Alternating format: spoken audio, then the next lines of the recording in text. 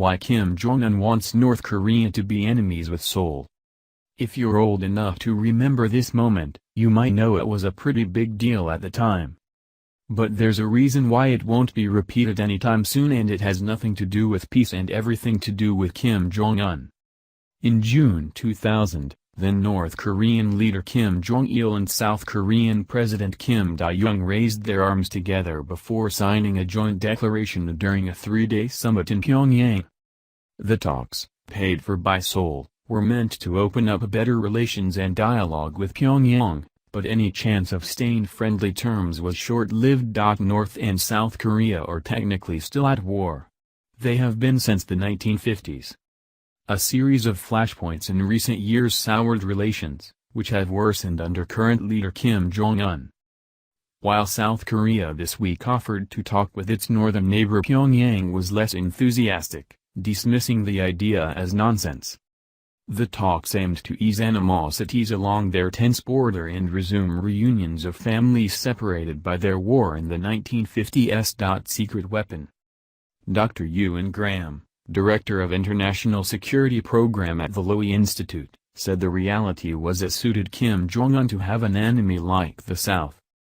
Dr. Graham also said the South wasn't as vital to Kim as it was under his father's rule, which relied on it for aid following a devastating famine and economic downturn.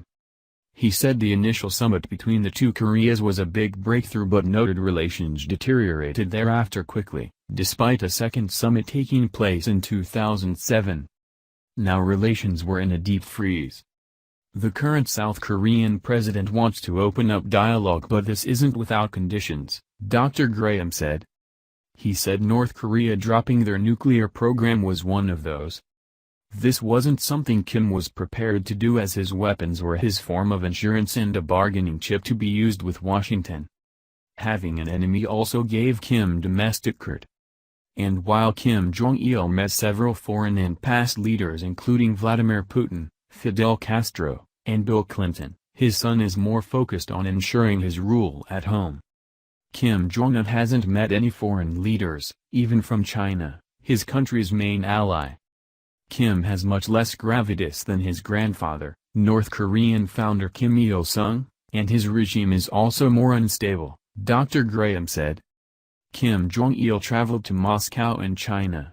But for Kim Jong-un, leaving his country is risky because if he leaves he might not be allowed back in. Dr. Graham said while South Korea is keen to hold talks again, the North calling the idea nonsense was a clear slap down. He also said Kim wouldn't come to the table on any talks until his nuclear arsenal was complete. It's all strategic. Kim wants to talk, but wants to do it from the point where he has the most strength, he said. Dr. Graham said North Korea didn't need the South as its economy had improved under Kim while still managing to get around the sanctions placed on the country. He also said opening up dialogue with the South and allowing freedom of movement would allow North Koreans to see how much better life was outside the isolated country. If people saw that, they would vote with their feet. South Korea produces more goods in one day than North Korea does in 1 year, he said. The big threat isn't Japan or the US, it's opening up with South Korea. Thanks for watching.